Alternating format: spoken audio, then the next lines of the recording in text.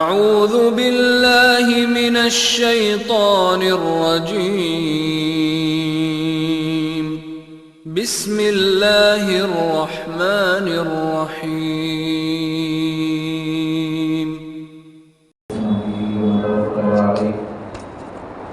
ونعوذ بالله من شرور أنفسنا ومن سيئات أعمالنا من يهده الله فلا مضل له ومن يضلل فلا هادي له ونشهد أن لا إله إلا الله وحده لا شريك له ونشهد أن سيدنا مولانا محمد عبده ورسوله الذي أرسل بالحق بشيرا ونذيرا.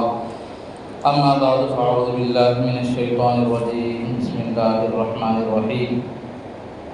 حامیم والکتاب المبین انا انزلناه فی لیلۃ مبارکۃ انا کنا منذرین فیہا یفرق کل امر حکیم امرا من عندنا انا کنا مرسلین رحمۃ من ربک انہ هو العلیم العلیم. اللهم صل علی سیدنا مولانا محمد فی اول کلامنا. اللهم صل علی سیدنا مولانا محمد فی اوسط کلامنا. اللهم صل علی سیدنا مولانا محمد فی آخر کلامنا. محترم حضرات، معزز سامعین کرام، بزرگوں اور دوستوں، شعبان المعظم کا یہ مہینہ چل رہا ہے. نبی کریم صلی اللہ علیہ وسلم شعبان سے پہلے دعا فرماتے تھے، اے اللہ رجب اور شعبان میں برکت نصیب فرما اور ہمیں رمضان تک جو ہے ہماری عمر کو دراز فرما، رمضان تک ہمیں پہنچا دے. وبلغنا رمضان تک ہمیں پہنچا دے. تو آپ صلی اللہ علیہ وسلم 2 مہینے پہلے سے رمضان مبارک کی دعا فرماتے تھے اور رمضان کی عظمت اور فضیلت موقع موقع سے صحابہ اکرام رضوان اللہ تعالیٰ علیہم اجمعین کے سامنے آپ جو ہے واضح فرماتے تھے، بیان فرماتے تھے. چنانچہ رمضان مبارک سے پہلے اللہ پاک نے ہمیں شعبان کا مہینہ عطا فرمایا ہے. اس مہینے میں نبی کریم صلی اللہ علیہ وسلم بہت زیادہ کثرت سے روزہ رکھا کرتے تھے. ہمیں عائشہ رضی اللہ تعالیٰ عنہ فرماتی ہیں کہ میں نے نبی کریم صلی اللہ علیہ وسلم کو رمضان کے علاوہ کسی مہینے میں بہت زیادہ روزہ رکھتے ہوئے نہیں دیکھا، مگر شعبان المعظم میں کثرت سے روزہ رکھتے ہوئے دیکھا.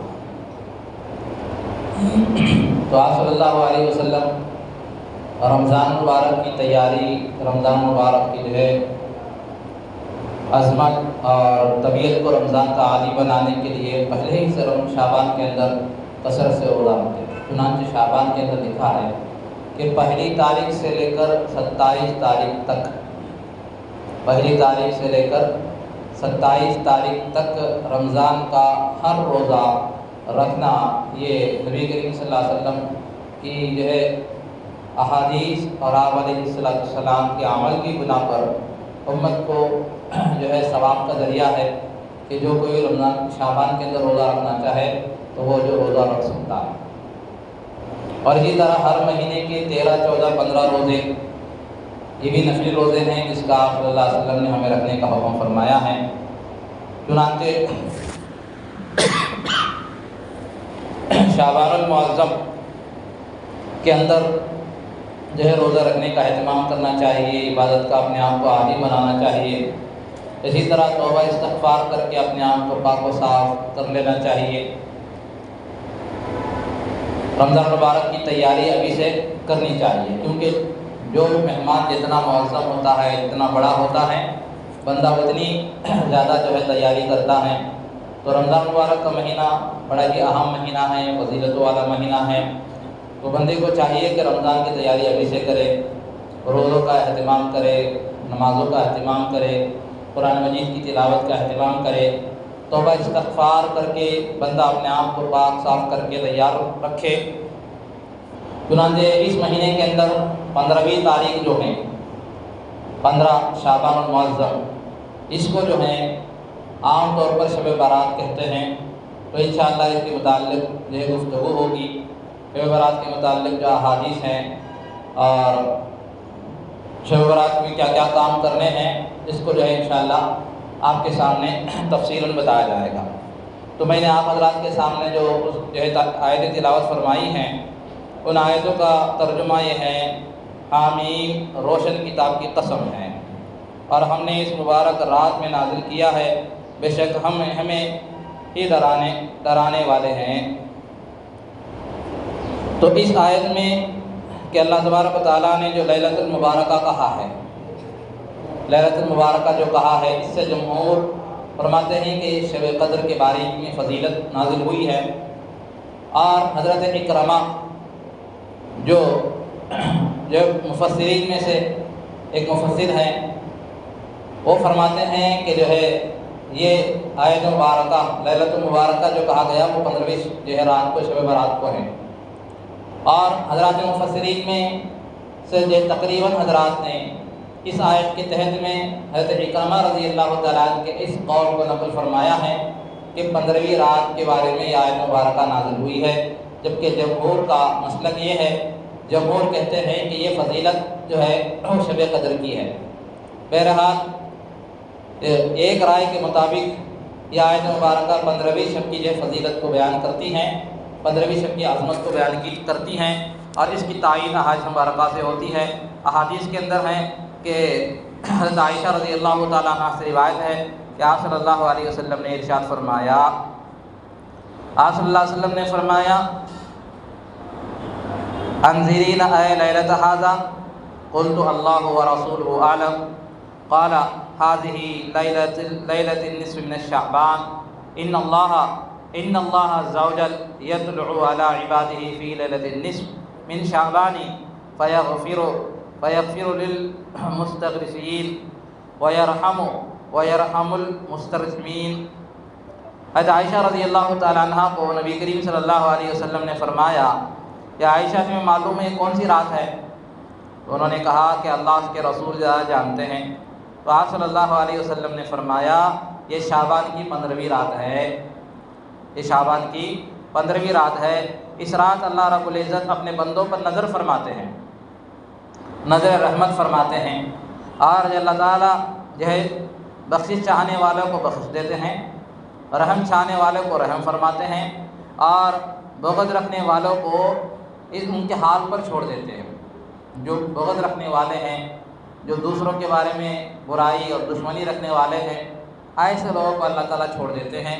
ان کے علاوہ جو بندہ مغفرت چاہتا ہے اللہ تعالیٰ اس کو معاف فرما دیتے ہیں، اور جو رحم کی طلب کرتے ہیں، اللہ سے جو ہے رحم مانگتے ہیں، اللہ تعالیٰ ان پر رحمت نازل فرماتے ہیں۔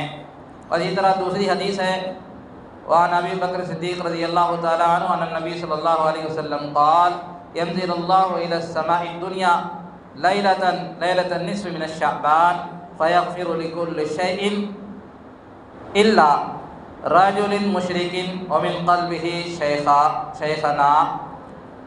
حضرت ابو بکر صدیق رضی اللہ تعالیٰ عنہ سے روایت ہے، نبی کریم صلی اللہ علیہ وسلم نے فرمایا اللہ تعالیٰ شعبان کی 15ویں رات آسمانی دنیا کی طرف نزول فرماتے ہیں۔ اس رات میں ہر ایک کی مغفرت کر دی جاتی ہے سوائے اس شخص کے جو اللہ کے ساتھ شرک جو ہے شریک ٹھہرانے والا ہو، اور وہ شخص جس کے دل میں کسی مسلمان کے خلاف کینہ بھرا ہوا ہو۔ عن عائشہ رضی اللہ تعالی عنہ ان النبی صلی اللہ علیہ وسلم قال هل تدرین ما هذا اللیلہ یعنی لیلۃ النصف من الشعبان، قلت ما فيها یا رسول اللہ صلی اللہ علیہ وسلم، فقال فيما ان يكتب كل مولود من بني آدم في هذه السنة وفيها يكتب كل هلاك من بني آدم في هذه السنة وفيها ترفع عليهم وفيها تنزل ارزاقهم۔ حضرت عائشہ رضی اللہ تعالی عنہ نبی کریم صلی اللہ علیہ وسلم سے روایت فرماتی ہیں کہ آپ صلی اللہ علیہ وسلم نے فرمایا یا عائشہ تمہیں جو ہے کیا معلوم کہ اس رات یعنی 15ویں شب کے رات میں کیا ہوتا ہے؟ حضرت عائشہ رضی اللہ تعالی عنہ نے کہا کہ عرض کی کہ یا رسول اللہ اس میں کیا ہوتا ہے؟ تو آپ صلی اللہ علیہ وسلم نے فرمایا اس سال جتنے انسان پیدا ہونے والے ہیں وہ سب اس رات میں لکھ دی جاتے ہیں، اور جتنے انسان اس سال میں مرنے والے ہیں ان سب کو بھی لکھ دیا جاتا ہے۔ اس رات بنی آدم کے اعمال اٹھائے جاتے ہیں اور اسی رات لوگوں میں جو ہے لوگوں کی مقرر کردہ روزی اتاری جاتی ہے۔ اور اسی طرح نبی کریم صلی اللہ علیہ وسلم کا ارشاد ہے، آتانی جبرائیل علیہ السلام فقال هذه ليلة النصف من الشعبان وللہ فيها اتقاء من النار بعدد شعر غنم الكلب لا ينظر الله فيها إلى المشرك ولا المحاحش ولا إلى القاطع الرحم ولا إلى المسلم ولا إلى العاقل ولدي ولا إلى المدمن الخمر۔ حضرت جبرائیل علیہ السلام میرے پاس تشریف لائے اور فرمایا کہ شعبان کی 15ویں رات ہے اور اللہ تبارک و تعالیٰ اس رات میں قبیلہ قلب کے بکریوں کے بالوں کے برابر لوگوں کو جہنم سے آزاد فرماتے ہیں، لیکن اس رات مشرک، کینہ رکھنے والے، قطع رحمی کرنے والے اور ازار ٹخنوں کے نیچے ازار پہننے والے، ماں باپ کی نافرمانی کرنے والے، شراب کے عادی پر اللہ تعالیٰ رحم نہیں فرماتے۔ تو یہ احادیث مبارکہ چند احادیث مبارکہ ہیں جو آپ کے سامنے پیش کی گئی ہے۔ ان کے علاوہ اسی طرح کے اور بھی احادیث ہے، تقریباً 15 شعبان کے متعلق 17 روایتیں جو ہے حضرات صحابہ اکرام سے منقول ہے، 17 روایتیں جو حضرت صحابہ اکرام سے منقول ہے۔ ان تمام روایتوں کو سامنے رکھ کر یہ کہا جا سکتا ہے کہ 15ویں شعبان کو رات میں قیام کرنا، 15ویں شعبان کے رات میں قیام کرنا یعنی اس رات میں عبادت کرنا اور جو ہے جاگنے کا اہتمام کرنا اور نفلوں کا اہتمام کرنا، اور اسی طرح 15ویں شعبان کی صبح کو روزہ رکھنا، یہ ایک مستحب عمل ہے، ایک مستحب عمل ہے۔ بندے کو چاہیے کہ اس رات کے اندر عبادت کرے اور اللہ تبارک و تعالیٰ سے اپنے گناہوں کی معافی تلافی کرائے، اور جو ہے اور 15ویں موقع ہو تو صبح کا روزہ رکھے، موقع ہو تو صبح کا روزہ رکھے۔ تو آپ کے سامنے یہ سارے احادیث مبارکہ متن کے ساتھ اس لیے پڑھی گئی ہے، عربی کے اندر اس لیے سنائی گئی ہے کہ یہاں پر 2 طرح کے جو ہے لوگ اس میں آپ کو ملیں گے۔ بعض حضرات وہ ہیں جو غلو کرتے ہیں، بعض حضرات وہ ہیں جو افراط میں مبتلا ہیں، بعض حضرات تفریط میں، بعض حضرات سرے سے انکار کر دیتے، کہہ دیتے ہیں کہ 15ویں شعبان کی کوئی حقیقت ہی نہیں، صاف سیدھا انکار کر دیتے ہیں۔ تو آپ نے دیکھا قرآن کریم کی آیت مبارکہ احادیث مبارکہ کے سامنے آپ کے سامنے جو ہے بات رکھی گئی ہے۔ ہم ان میں سے بعض احادیث ضعیف ہے، بعض حدیث ضعیف ہے، اور محدثین کا قاعدہ یہ ہے کہ حدیث اگر ضعیف ہو لیکن ان احادیث کو دوسرے احادیث پر تقویت ملتی ہو، کئی ایک جو ہے حدیثیں آتی ہو تو پھر یہ حدیثیں جو ہے حدیث کا ضعف ختم ہو جاتا ہے، یہ حدیث حسن بغیرہ تک پہنچ جاتی ہے۔ اور پھر فضائل کے اندر جو ہے نا ضعیف حدیث سب کے نزدیک معتبر ہے۔ احکام میں آپ کو جو مضبوط حدیث دیکھی جائے گی، فضائل میں ضعیف حدیث کا جو اعتبار کیا جاتا ہے، تو حضرات محدثین کا یہ قاعدہ ہے۔ تو 17 صحابہ کرام سے احادیث منقول ہے، تو پتہ چلا کہ جو ہے اس کی جو ہے جو حضرات یہ کہتے ہیں کہ اس کی کوئی بنیاد نہیں اور اس رات میں جاگنا بدعت ہے، ان کی بات درست نہیں ہے، ان کی بات درست نہیں ہے۔ کیوں؟ اس لیے کہ صحابہ کرام سے اتنے سارے حدیثیں موجود ہیں، اتنے ساری حدیثیں رکھنے کے باوجود اس کا انکار کرنا یہ صرف ضد ہے، اس کے علاوہ کچھ نہیں۔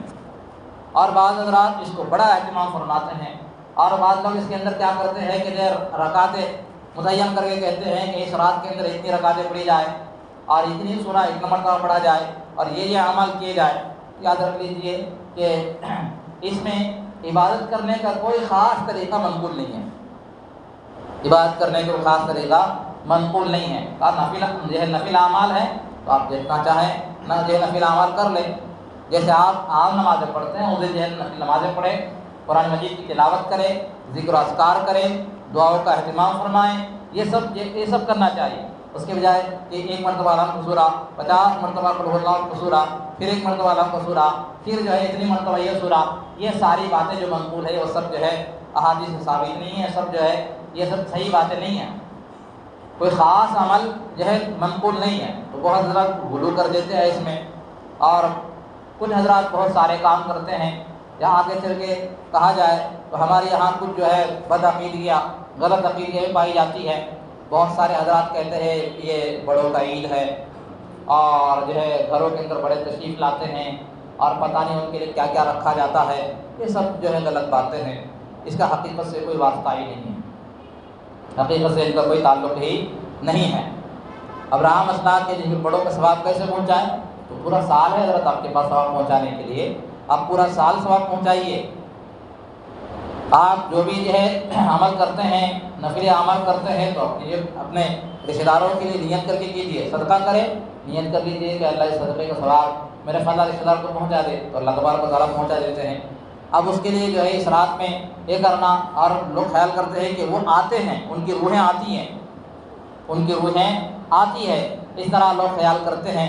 یہ سب جو ہے بیکار باتیں ہیں، روحیں نہیں آتی، روح تشریف نہیں گھروں کے پاس تشریف لاتی ہے۔ اس سے بڑھ کر کے یہ کہ بعض جگہ پر دیکھا گیا بعض حضرات کیا کرتے ہیں کہ اب جو ہے سب کچھ کھانا وانا بنانے کے بعد اب کیا کرتے ہیں کہ جو ہے اب وہ اس بندے کو جو پسندیدہ چیز ہوتی ہے اس کو بھی رکھا جاتا ہے۔ کہیں کہیں پر تو شراب رکھا جاتا ہے کہ حضرت اس پڑھی فاتحہ پڑھو، اور ان کی شراب رکھی کیا حضرت، کیا کوئی رکھنے کی چیز ہے؟ نہیں، وہ جو مر گئے نا ان کو شراب کو تو بڑا پسند ہے، آج آتے کرتے ان کو پیتے تو اس کا شراب بھی استغفر اللہ، اور شراب بھی رکھا جاتا ہے۔ بعض جگہ پر بیڑی رکھے جاتے ہیں اور سگریٹ رکھے جاتے ہیں، پتہ نہیں کیا کیا لوگ کرتے ہیں۔ اور کئی پر دیکھا ہے کہ بعض بندے کیا کرتے ہیں، کپڑے رکھتے ہیں، اور کپڑے رکھ کر کے فاتحہ واتحہ اجرانے کے بعد پھر اس کے بعد کیا کرتے ہیں، پھر کپڑے خود ہی پہن لیتے ہیں۔ ان سے پوچھتے کہ حضرت وہ کیا رکھنے کے واسطے تھا، خود ہی پہن، اب آپ پہن لے تو ثواب کہاں سے ملے گا حضرت؟ ان کو آپ کسی غریب کو دے دے، اور رکھ کے دعا پڑھنے سے فاتحہ پڑھنے سے ثواب نہیں جاتا حضرت، اور رکھنے سے کوئی تعلق نہیں ہے۔ سب جو بدعات ہے، یہ سب جو ہے بدعات ہے، اس کا دین اسلام سے کوئی واسطہ نہیں، کوئی تعلق نہیں ہے۔ ثواب پہنچتا ہے، کوئی بھی نیک عمل کرے، آپ کوئی بھی نیک عمل کرے، آپ 100 مرتبہ سبحان اللہ کہے، اس کے بعد کہے اللہ اس کا ثواب میرے فلاں رشتہ دار کو پہنچا دے، آپ دل میں نیت کر لیں یا دعا کریں، ثواب چلے گا۔ یہ ثواب پہنچانے کا طریقہ، یا آپ 100 روپے صدقہ کریں کسی غریب کو دیں اور ارادہ کر لیں یا اللہ یہ جس کا ثواب ہے میرے فلاں رشتہ دار کو پہنچا دے، یہ ہے ثواب پہنچانے کا طریقہ۔ یا آپ قرآن مجید کا ایک پارہ تلاوت فرمائیں، تلاوت فرمانے کے بعد آپ دعا کریں کہ اللہ اس کا جو ثواب ہے میرے فلاں رشتہ دار کو پہنچا دے، تو یہ ان کو ثواب پہنچتا ہے، یہ ہے ثواب پہنچانے کا طریقہ۔ یا آپ غریبوں کو کھانا کھلائیں، یا کوئی بھی آپ نیک کام کریں، نیک کام کرنے کے بعد اللہ سے دعا کریں کہ اللہ یہ میرا ثواب ان کو جو ہے اس کا ثواب ان کو پہنچا دے، تو اللہ تعالیٰ ان کو ثواب پہنچا دے، یہ ہے ثواب پہنچانے کا طریقہ۔ بجائے اس کے خود پہن لیں، ان کو ثواب کیسے پہنچتا حضرت؟ پھر یہ کہ یہ چیزیں ہوتے ہوتے ہوتے ہمارے پاس یہ ہو گیا کہ جو ہے صرف جو ہے رسمن چیزیں رہ گئی ہیں۔ مردوں کو بھی اصالہ ثواب پہنچانے کے لیے بہت ساری چیزیں کرتے ہیں، کہا کہ جائز نہیں کرنا چاہیے، نہیں حضرت مردوں کو ایسے ثواب پہنچتا کرنا اس کے واسطے۔ اچھا کہتے کیا ہیں، صرف وہ جو کھانا نکالا جاتا ہے فاتحہ دی جاتا ہے وہی کھانا خیرات کرتے ہیں، باقی سب رشتہ دار کھاتے ہیں۔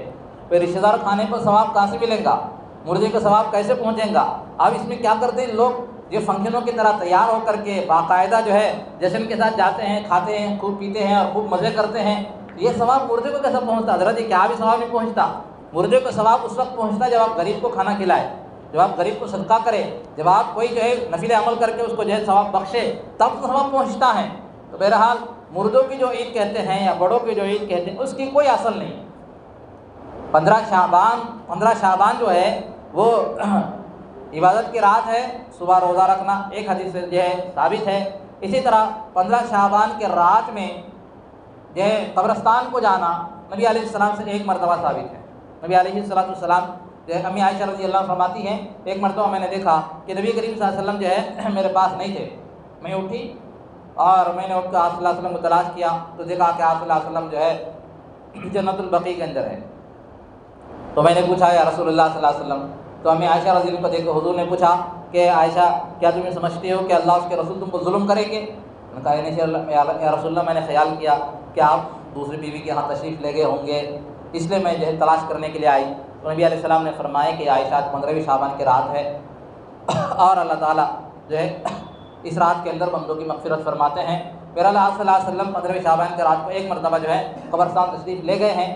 اگر کوئی اس نیت کے ساتھ کہ میرا نبی علیہ السلام قبرستان تشریف لے گئے اور میں بھی جاتا ہوں تو یہ صحیح ہے، مگر بعض حضرات کیا کرتے ہیں اس بہانے پر قبرستان کو سجایا جاتا ہے، لائٹنگ لگائی جاتی ہے اور جو ہے ڈیکوریشن کیا جاتا ہے، یاد رکھ لیجیے ان ظاہری چیزوں سے مردوں کو ثواب پہنچنے والا نہیں، ظاہری چیزوں سے کوئی فائدہ ہونے والا نہیں ہے۔ فائدہ ان کو اس وقت ہوتا ہے کوئی عمل کر کے ان کو ثواب پہنچائے تو فائدہ ہوتا ہے۔ تو ایک مرتبہ نبی علیہ السلام جب تشریف لے گئے تو زندگی میں ایک مرتبہ اگر جانا جا سکتے ہیں، لیکن مستقل عمل بنانا اور مستقل عمل بنانے کی گنجائش نہیں ہے۔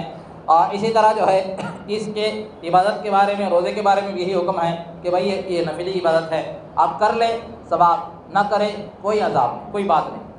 نفل کے بارے میں کوئی زبردست، جس طرح رمضان کا روزہ فرض ہے، روزہ رکھنا ضروری ہے، نہ رکھے تو اس پہ وعید ہے، اس پہ گناہ ہے۔ تو 15ویں شعبان کا روزہ یہ جو ہے سنت بھی نہیں ہے بلکہ مستحب ہے، آپ رکھنا چاہیں رکھ لیجئے، بہت اچھی بات ہے، ثواب ملے گا۔ اس کے علاوہ جیسا کہ میں نے شروع میں کہا کہ نبی کریم صلی اللہ علیہ وسلم سے اس مہینے کے اندر کثرت کے ساتھ روزہ رکھنا ثابت ہے۔ آپ صلی اللہ علیہ وسلم کثرت کے ساتھ روزہ رکھتے تھے، تو بندے کو بھی چاہیے کہ جو ہے اس مہینے کے اندر کچھ زیادہ روزہ رکھے، روزہ رکھنے کا اہتمام فرمائے۔ کیوں آپ صلی اللہ علیہ وسلم، اس کی وجہ کیا ہے؟ وجہ یہ ہے کہ انسان اپنے جسم کو رمضان مبارک کے روزہ رکھنے کا عادی بنائے، رمضان مبارک کے روزہ رکھنے کا اپنے جسم کو عادی بنائے، اب سے ہی ہم عادت ڈال لیں۔ اس طرح نمازوں کا اہتمام، قرآن مجید کی تلاوت کا اہتمام اب سے ہی ہم عادت ڈال لیں۔ بعض دفعہ کیا ہوتا ہے، بندہ سوچتا ہے کہ رمضان مبارک کے اندر جو ہے انشاءاللہ اس رمضان کے اندر اچھی طرح ہم گزاریں گے، اس رمضان کو اچھی طرح گزاریں گے، پلان کرتا ہے اور تیاری پوری نہیں ہوتی، کہتا نہیں ذرا 2-3 دن کچھ کر کے جو ہے پھر تیاری کرتا ہوں، پھر 2-3 دن کے نام پر اب ہوتے ہوتے ایک ہفتہ گزر جاتا ہے، 10 دن گزر جاتے ہیں، اب بعد میں افسوس کرتا ہے رمضان کے 10 دن گزر گئے، اچھا ہوتا میں شروع سے یہی بات کرتا۔ تو اس کے لیے طبیعت کو ابھی سے عادی بنائیں، ابھی جو ہے ہم نماز روزہ کا اہتمام کریں، نمازوں کا نفل نمازوں کا اہتمام کریں، قرآن مجید کی تلاوت کا ہم اہتمام کریں۔ اس طرح اپنے آپ کو عبادت کا ابھی سے عادت بنائیں گے، انشاءاللہ رمضان مبارک کے اندر خوب اچھی طرح عبادت کرنے کا موقع ملے گا۔ رمضان مبارک کا بھرپور فائدہ اٹھانے والے اور رمضان کا صحیح معنوں میں استقبال کرنے والے ہم ہوں گے۔ تو جو ہے ایک تو عبادت کا عادی بنائیں، دوسرا توبہ استغفار کریں، توبہ استغفار کا اہتمام فرمائیں، کیونکہ رمضان مبارک کی ساری فضیلتیں اور رمضان مبارک کی ساری برکتیں حاصل کرنے کے لیے بندے کو چاہیے کہ بندہ خوب توبہ استغفار کا اہتمام کرے، توبہ استغفار کرے، اللہ سے معافی مانگے، خاص کر 15ویں شعبان کے اندر بھی اللہ سے توبہ استغفار کرے، کیونکہ اللہ تعالیٰ فرماتے ہیں کون ہے جو مجھ سے مغفرت چاہنے والا، میں اس کی مغفرت کرنے کے لیے مغفرت کرتا ہوں۔ تو اللہ تعالیٰ خود اعلان کروا رہے ہے کوئی مجھ سے مغفرت چاہنے والا کہ میں اس کی مغفرت کروں۔ تو بندے کو چاہیے کہ جو ہے اللہ کے سامنے توبہ استغفار کرے اور اپنے آپ کو جو ہے اللہ تعالیٰ کے سامنے جو ہے اپنے آپ کو گناہوں سے پاک صاف بنائیں اور جو ہے اچھی زندگی سچی زندگی گزرنے کی ارادے کرے اور توبہ کرے، گناہوں کی چھوڑنے کی نیت کرے اور اپنے آپ کو عبادت کے لیے تیار کرے۔ اللہ تعالیٰ سے دعا ہے اللہ تبارک و تعالیٰ ہم تمام کو ان تمام باتوں کو صحیح سمجھنے کی توفیق عطا فرمائے۔ اللہ تعالیٰ جو ہے ہمیں خوب رمضان مبارک کی تیاری کرنے کی توفیق عطا فرمائے اور جو ہے اللہ تعالیٰ ہم سب کے گناہوں کو معاف فرمائے۔ اللہ تعالیٰ ہم سب کو پکی سچی توبہ کرنے کی توفیق عطا فرمائے۔ رمضان مبارک کا مہینہ ہم سب کے لیے اللہ تعالیٰ خیر و برکت کا بنائے، رمضان کے اندر صحیح معنوں میں رمضان کی قدر کرنے کی اور رمضان مبارک کے اندر خوب عبادتیں کرنے کی، رمضان کی برکتیں سعادتیں حاصل کرنے کی اللہ توفیق عطا فرمائے۔ وآخر دعوانا الحمدللہ رب العالمین۔ جو رسول اللہ پڑھ لیجیے۔ توفیقی الا باللہ علیہ توکلت والیہ انیب۔